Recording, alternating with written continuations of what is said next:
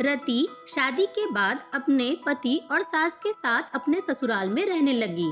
कुछ ही दिनों बाद रति को आभास होने लगा कि उसकी सास के साथ पटरी नहीं बैठ रही है। सास पुराने ख्यालों की थी और बहू नए विचारों वाली। रति और उसकी सास का आए दिन झगड़ा होने लगा। दिन बीते, महीने बीते, साल भी बीत गया। न तो सास टीका टिप्पणी करना छोड़ती और न रति जवाब देना। हालात बद से बदतर होने लगे। आरती रति को अब अपनी सास से पूरी तरह नफरत हो चुकी थी। रति के लिए उस समय स्थिति और बुरी हो जाती जब उसे भारतीय परंपराओं के अनुसार दूसरों के सामने अपनी सास को सम्मान देना पड़ता। वह किसी भी तरह सास से छुटकारा पाने की सोचने लगी।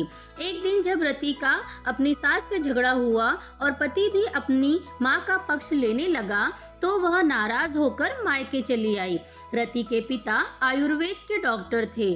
उसने रो रो कर अपनी व्यथा पिता को सुनाई और बोली, आप मुझे कोई जहरीली दवा दे दीजिए जो मैं जाकर उस बुढ़िया को पिला दूं, नहीं तो मैं अब ससुराल नहीं जाऊंगी।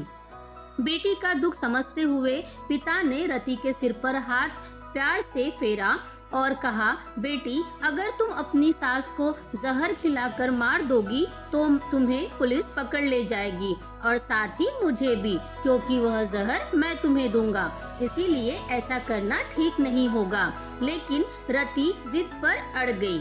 आपको मुझे जहर देना ही होगा। अब मैं किसी भी कीमत पर उसका मुंह देखना नहीं चाहती। कुछ सोचकर पिता बोले, ठीक है, जैसी तुम्हारी मर्जी, लेकिन मैं तुम्हें जेल जाते हुए भी नहीं देख सकता। इसीलिए जैसे मैं कहूँ वैसे तुम करना। मंजूर हो तो बोलो, क्या करना होगा? रति ने पूछा। पिता ने एक पुड़िया में जहर का पाउडर बांधकर रति के हाथ में देते हुए कहा, तुम्हें इस पुड़िया में से सिर्फ एक चुटकी जहर रोज अपनी सास के भोजन में मिलाना है। कम मात्रा होने से वह एकदम से नहीं मरेगी, बल्कि धीरे धीरे आंतरिक रूप से कमजोर होकर 5-6 महीनों में मर जाएगी। लोग समझेंगे कि वह स्वाभाविक मौत मर गई। पिता ने आगे कहा, लेकिन तुम बेहद सावधान रहना होगा ताकि तुम्हारे पति को बिल्कुल भी शक न होने पाए, वरना हम दोनों का जेल जाना पड़ेगा।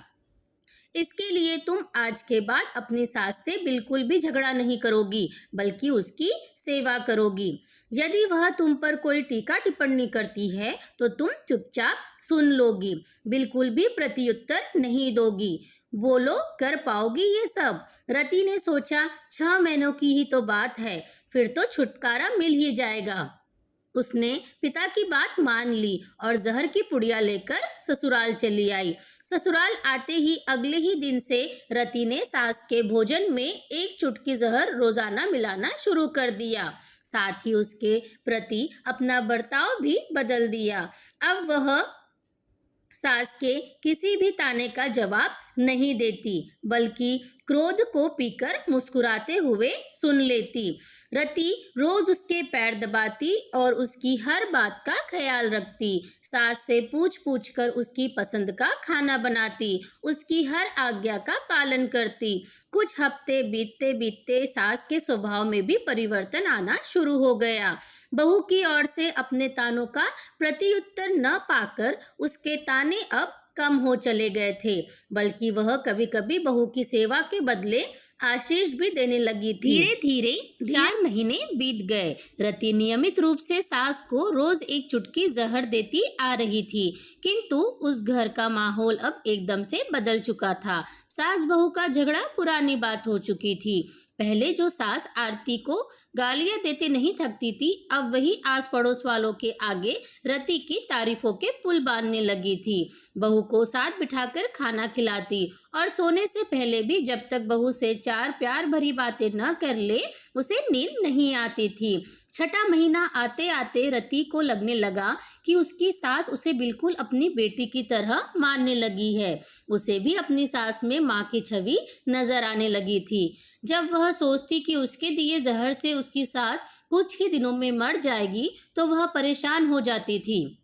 इसी ओहापोह में एक दिन वह अपने पिता के घर दोबारा जा पहुंची और बोली, पिताजी, मुझे उस जहर के असर को खत्म करने की दवा दीजिए, क्योंकि अब मैं अपनी सास को मारना नहीं चाहती। वह बहुत अच्छी है और अब मैं उन्हें अपनी माँ की तरह चाहने लगी हूँ।